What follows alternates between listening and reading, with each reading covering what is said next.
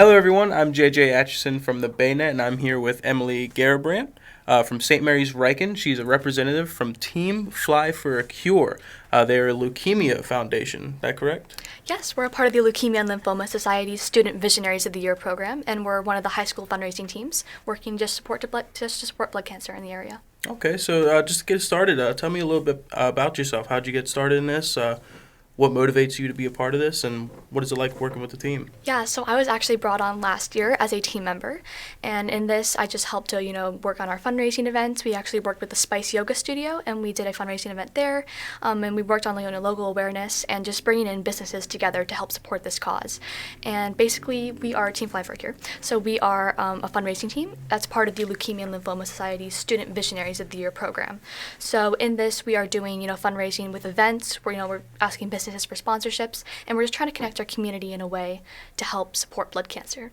For me personally, my honored hero is a very close immediate family member of mine, and it's just heartbreaking to have to see a relative go through cancer. And he's in remission now, so he's fine, but there are so many blood cancer survivors that are in St. Mary's County right now, and we just want to do this fundraiser as a way to support them. So how do you guys go about raising the money? Yeah, so it's definitely a multifaceted approach. I mean, we make personal asks to our community around us. We go doorstep to doorstep. We drop off flyers. But something else that's important is asking for corporate support. So we've been so generous to have the support of Dr. Arpana Shah from MedStar Shaw Dermatology. Her son actually started this team back in 2018, and it's just grown to 25 team members today, so we're really excited for that. How long have you been a part of this exactly?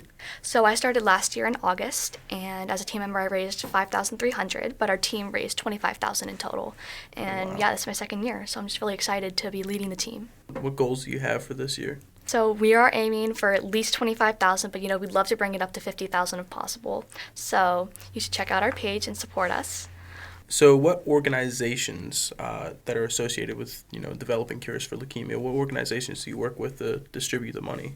So all of our fundraising goes directly to the Leukemia and Lymphoma Society, and from there, LLS in the past, actually since 1949, they've funded $1.5 billion in cancer research. So all of our funds go directly to them, and then, different researchers and businesses apply for those grants from LLS to help support blood cancer. Okay. Where are the rest of the students from? What other schools are they from? Yeah, so as I previously mentioned, we do have a team of 25 students, and they come from 5 different high schools. So we've got students from Great Mills, Leonardtown, St. Mary's Riken, where I go, and Patuxent High School, as well as a school in Texas. We have one team member from Texas. So how do you balance doing schoolwork and making sure that you keep up with all of this? Because this is a lot for raising all that money.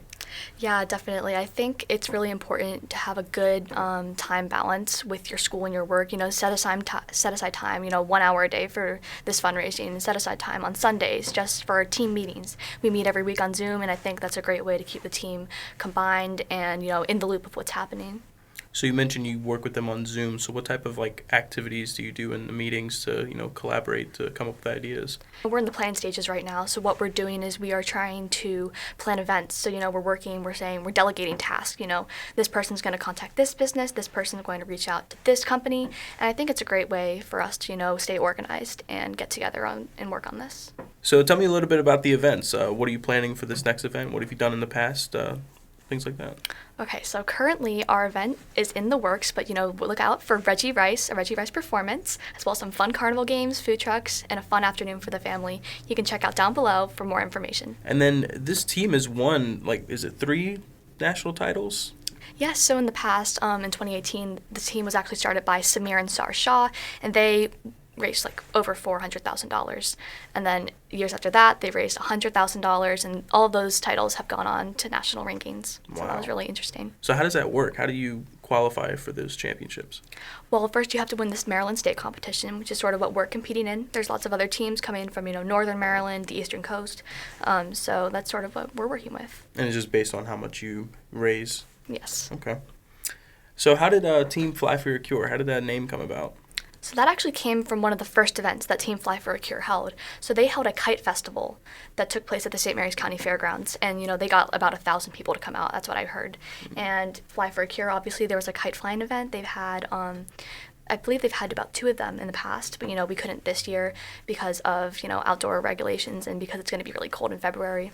So we shifted our focus to like an indoor event, which you can hear more about down below. And yeah, so that's how we got our name, and we just kept that, and we're going to keep going that for many years. So to wrap things up, how can people donate?